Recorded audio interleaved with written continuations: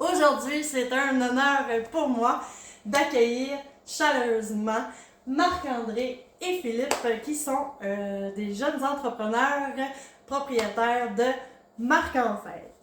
Pour apprendre, tu sais, nous, Marc-André, on se connaît un peu parce que, bon, on était à l'école ensemble, puis aussi, je t'ai servi peut-être une coupe de petits snacks à la cantine, tu sais, j'ai travaillé là quand même plusieurs années. Puis, c'est ça, on était à l'école ensemble. Mais pour ceux qui ne te connaissent pas, là, tu viens d'où? Oui, moi je viens de Maria. Donc en fait, ici on est sur la terre familiale, donc mes parents sont mes voisins. Donc quand je dis je viens d'ici, c'est je viens vraiment d'ici, là, proprement dit. Un petit gars de Maria, qui habite encore à Maria. OK. Puis là, tu vois, Philippe, je t'ai connu au travers de la cantine aussi. Puis, ben, je me demande, toi, tu viens-tu de Maria? Parce que tu viens de Maria, je t'ai loupé, là. Non, je pense qu'avec mon accent du Nouveau-Brunswick, je viens de Bathurst au Nouveau-Brunswick. Puis effectivement, tu m'as servi quelques poutines à la cantine, là, un incontournable dans la région. Oui, bon, ben c'est le fun. Maintenant, on sait d'où on vient. Hein? Moi aussi, je viens de Maria. Puis là, j'ai préparé des petites questions pour apprendre à vous connaître un peu plus. Parce que là, vous êtes des jeunes entrepreneurs. Puis, c'est tout nouveau, votre boutique festive. Puis, c'est le fun de savoir, d'en apprendre un peu plus sur vous. Fait que j'ai décidé, on va y aller avec des questions. Là. T'sais, on donne un choix possible. Juste un choix. Ok. Est-ce que vous choisissez la ville pour la vie, la campagne pour la vie ou la plage pour la vie? Je vous laisse répondre à tour de roue. La campagne. Oh! Moi, je choisis la campagne aussi. Par contre, il faut qu'il y ait une source d'eau pas loin. Donc, Ah. que ce soit un lac, un fleuve, la mer, la baie, peu importe, mais la campagne définitivement. Ben, je suis d'accord avec vous deux. Ben, moi, par exemple, je choisirais peut-être la plage parce que on peut dire que c'est la nature, puis en même temps, il y a de l'eau. Fait que, Un bon compromis. oui. Puis là, pour se mettre dans l'ambiance de votre belle boutique, comme on peut voir, vous avez pas mal de choix. Mais là, je vous ai mis la tâche un petit peu difficile. Mais là, la première question, préférez-vous bonbons sûrs ou bonbons sucrés? Moi, dans mon cas, sucré sans hésitation, là, je suis pas trop surette. Quoique je le découvre tranquillement pas vite, là, je me développe des nouveaux goûts, mais sucré.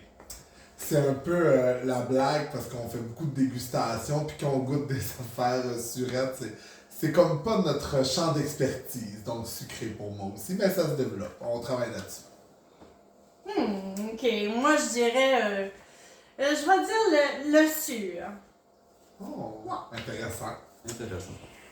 Là, ça va être drôle comme question, puis je vais vous partager une petite histoire que j'ai vécue dans ma première job étudiante, mais qui après ça, j'ai travaillé quand même plusieurs années là-dedans. Quelque chose qui est arrivé,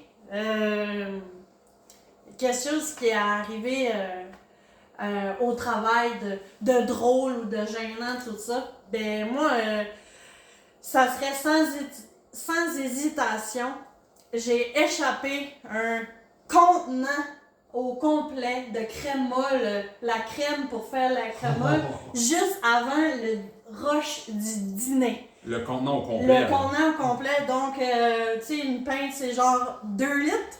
Alors, il rentre, si ma mémoire est bonne, tu sais, il rentre au moins 9 pintes, donc, fois 2 litres. Puis, cette fois-là, ma patronne, elle m'avait même pas chicané parce que je crois qu'elle savait à quel point je me sentais mal. Puis vous autres, dans vos premiers jobs ou même au sein de votre entreprise, ça serait... Je dois t'avouer que je suis vraiment le roi des gaffes. C'est mon expertise numéro 1. À date, dans mes emplois, étrangement, ça s'est bien passé. J'anticipe beaucoup les pots de vitre, parce que c'est du béton par terre. Ça, d'après moi, ça ne saurait tarder, mais jusqu'à maintenant, ça va bien. Par contre, je peux te raconter une anecdote de ma vie privée. Oui, j'aimerais ça. Quand j'ai déménagé à Trois-Rivières, j'étais en colocation avec 2 couples. Donc, on était 5 personnes. Moi, j'arrivais de la Gaspésie. Puis, il y avait un couple qui était... C'était un 3 étages. Il y avait un couple au 3e, puis un couple au 1er. Moi, j'arrivais de la Gaspésie, puis j'arrivais plus tôt. Donc, je leur faisais une surprise. Puis, quand j'ai rentré avec mes boîtes, il y avait une fontaine d'eau. Tu sais, un genre de 18 litres, là. OK. Puis avec ma boîte, je m'ai tourné puis j'ai accroché le bidon qui a tombé par terre. Aïe, aïe, aïe. Donc les 18 litres d'eau se sont déversés. Et moi j'ai dit bonjour, je suis arrivé. Oh non! Fait que là, eux ils ont monté puis les autres ont descendu. Les pompiers ont venu. Oh Les non! policiers. L'immeuble a été évacué. Pas vrai! Mon ami est arrivé de ses cours à l'université et a dit ah, je pense que Marc-André est arrivé. Il y avait des pompiers, des policiers. Oh. Je pense que ça, moment gênant, c'est difficile à battre. OK. Ouais. Mais il m'arrive toutes sortes de débouler des escaliers, me barrer les pieds d'une ganse de sac.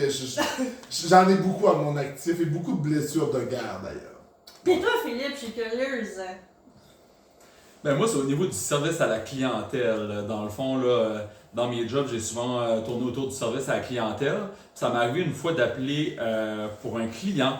Donc, je dis est-ce que je pourrais parler à Monsieur X? Puis là, la mère me répond ben, il parle pas encore parce que c'est un bébé. Donc, c'était très drôle là, que le bébé ne pouvait pas me parler. Moi, j'avais pas regardé l'âge rien du client, donc j'ai appelé pour le client. Léger. OK. On va nommer un truc mystérieux ou un talent que le monde autour de vous, en général, ils savent pas. Comme moi, je pourrais vous donner un exemple. Mes amis puis ma famille, ils savent pas vraiment que je trippe sur du électro-swing comme musique, là.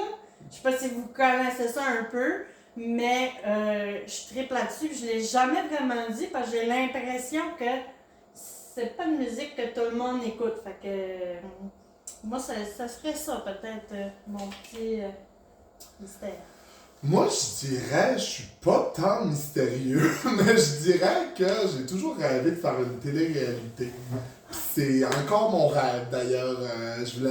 J'ai postulé à Survivor, On connaît la chanson, j'avais presque été choisi, m'étais rendu comme en 3e étape des auditions. Puis là, j'attends un Big Brother avec des gens non célèbres. Yes! Hey! Ça. Moi puis mon chum aussi, on aimerait ça aller à Big Bro, nos célébrités. Ouais. Faudrait starter Fait ça, que, hein? on pourrait déjà passer un nom d'alliance, là, on se mettra On là. met ça dans l'univers. Fait que si jamais il y a des producteurs qui nous écoutent. On est On est bon. Toi, Philippe, t'es prêt aussi? Moi, je suis prêt all in. All in, on veut Big Bro, nos célébrités. Allô, on est là. Fait que c'est ça. Ça a toujours été mon rêve de faire une télé-réalité, mais là, c'est ça. Là. Je me dis qu'à un moment donné, j'aimerais ça y aller avant ma retraite. Là. Fait que c'est ça. Toi, Philippe? Quelque chose que les gens ne savent pas sur moi. J'ai un cours d'instructeur en survie hivernale.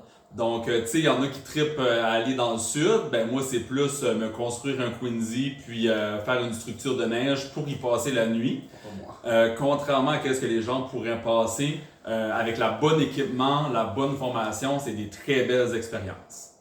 Fait que là, t'es en train de me dire que si j'ai besoin des petits conseils, tu vas pouvoir me donner des petits trucs là, pour me perdre dans la forêt. Là. Ça me Avec tente. plaisir. Ok, c'est bon. Si je vous dis, nommez-moi une passion, ça serait cool.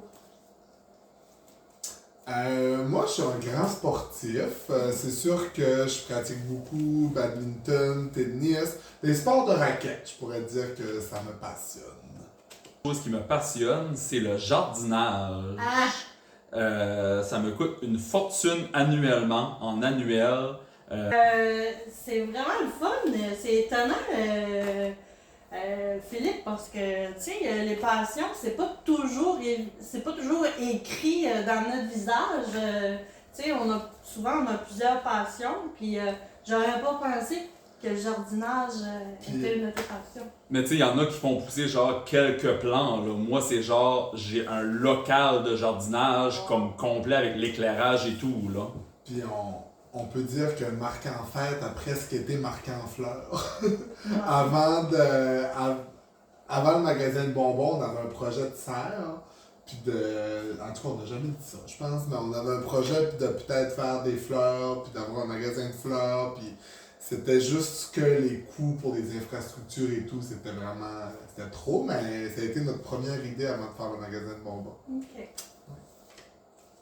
Ah, mais c'est le fun, on apprend des belles choses, hein? On apprend à se connaître en même temps. Je suis bien contente de vous avoir comme invité.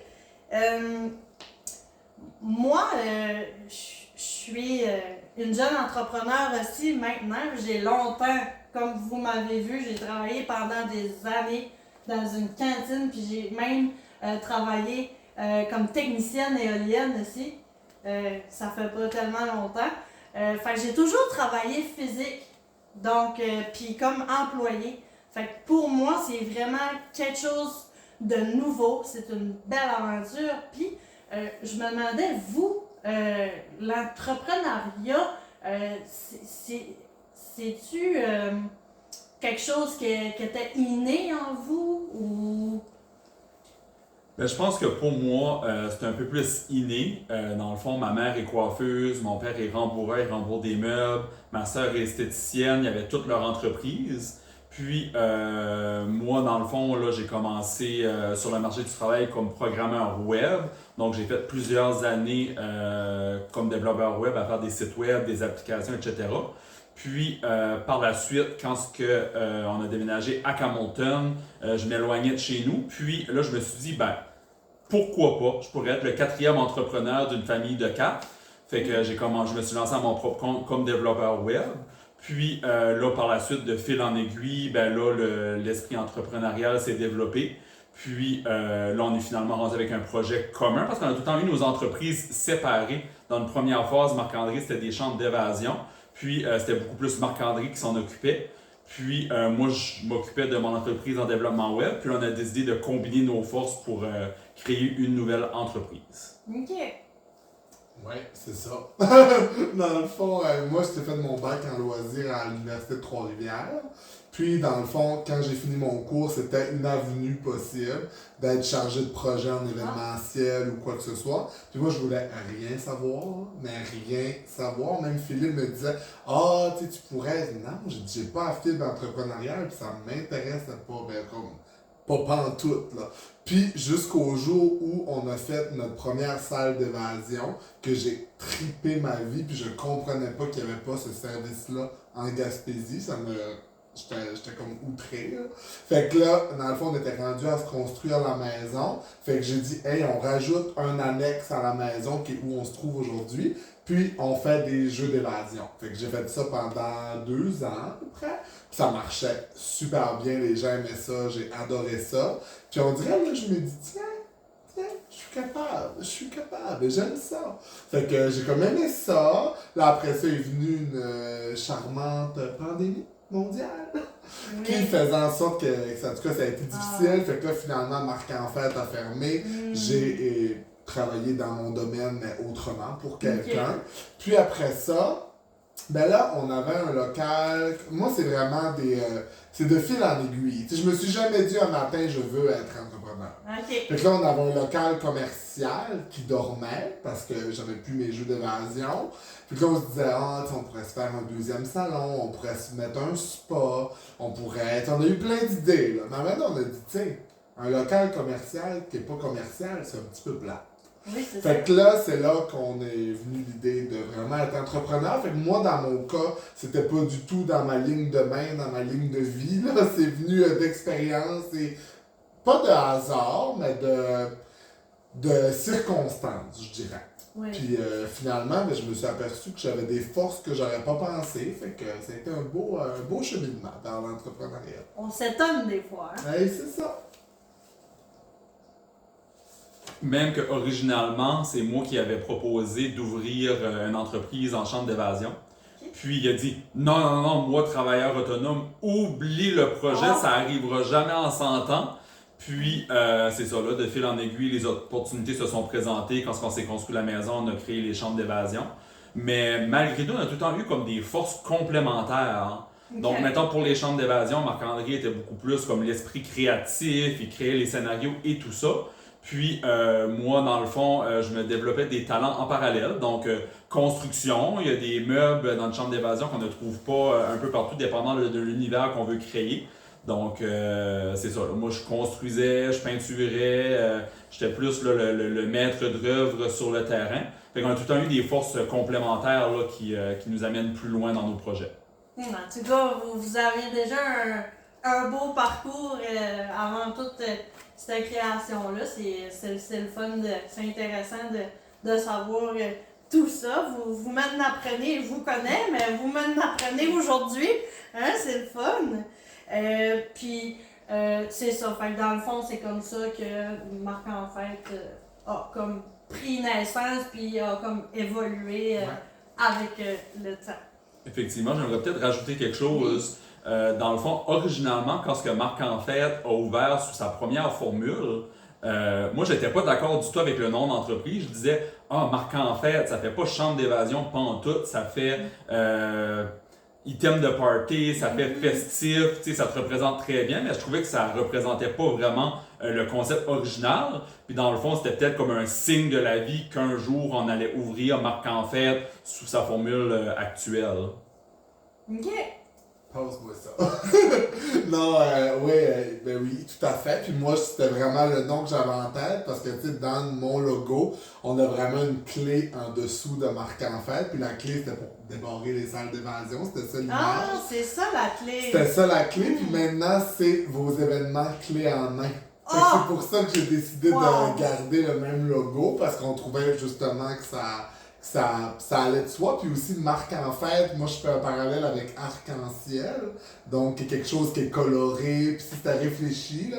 Fait que pour moi, c'était clair que mon entreprise aurait ce nom-là. Là, c'est sûr que maintenant qu'on est deux dans le projet, je trouve ça un peu proche de mon prénom. Là. J'aurais aimé finalement quelque chose de plus inclusif, mais en même temps, on avait déjà mes réseaux sociaux de ma première vie de Marc en fait. J'avais jamais été capable de fermer ma page Facebook, puis j'avais essayé, j'ai jamais été capable. Fait que quand on a réouvert, je me dis, ben tiens, on a une belle communauté déjà, on repart de là.